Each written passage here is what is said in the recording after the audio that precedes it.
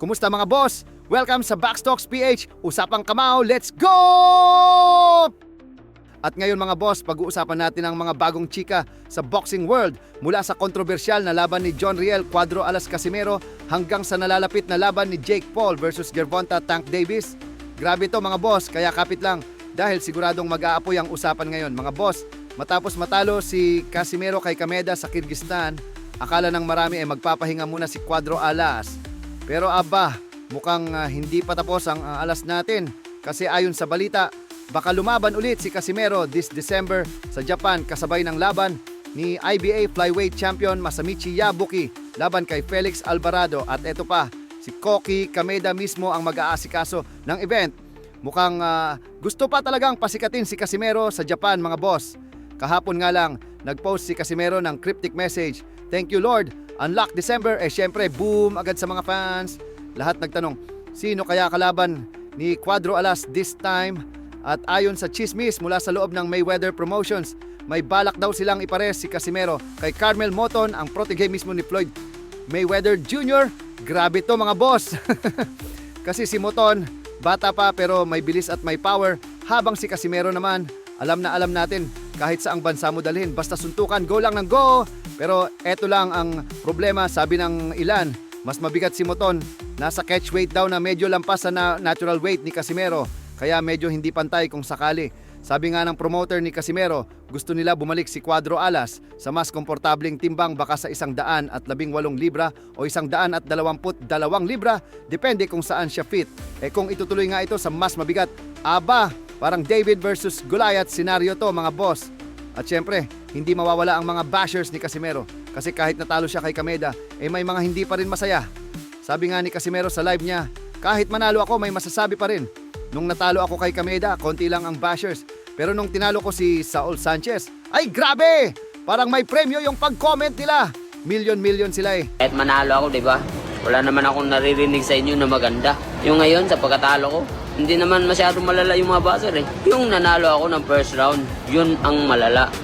Sobrang daming buzzer nun. Nanalo pa ako nun ha. Ang saya lang pakinggan mga boss, kasi halatang relaxed pa rin si Cuadro Alas kahit may loss.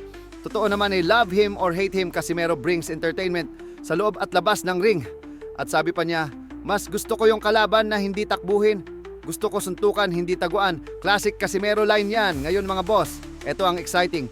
Balak din ni Koki Kameda na isabay si Luis Neri sa event ni Yabuki at Alvarado sa Disyembre 27. Ibig sabihin, pwedeng isang card lang si Neri at Casimero. Kung matuloy yan, parang fiesta ng suntukan sa Japan. At halata na gusto ni Kameda pagandahin palalo ang hype.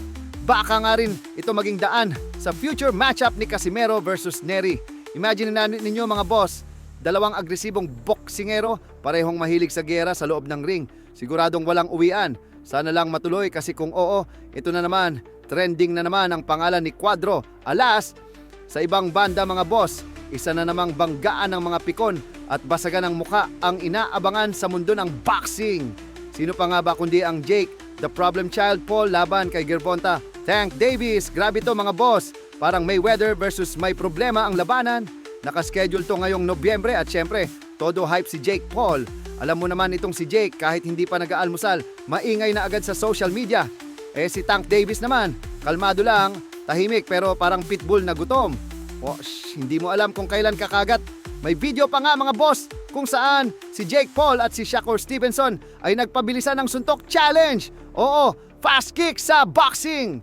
At nanalo si Jake Paul dito laban kay Shakur Stevenson. Si Shakur ang tumulong kay Jake Paul para sa laban na ito. Malaki ang maitutulong ni Shakur dahil saktong magaling ito sa depensa at kaliwete pa katulad ni Tank Davis. Mga boss, ibang level tong laban na ito. Si Jake Paul gusto patunayan na hindi lang siya YouTuber na nagkataong marunong sumuntok.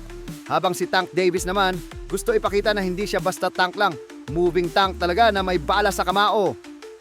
Kaya sa Nobyembre, abangan natin kung sino ang magiging hari ng mga hype train. Si Jake Paul ba na laging may camera bago susuntok? O si Gervonta Davis na susuntok muna bago interview? Ano sa tingin nyo mga boss?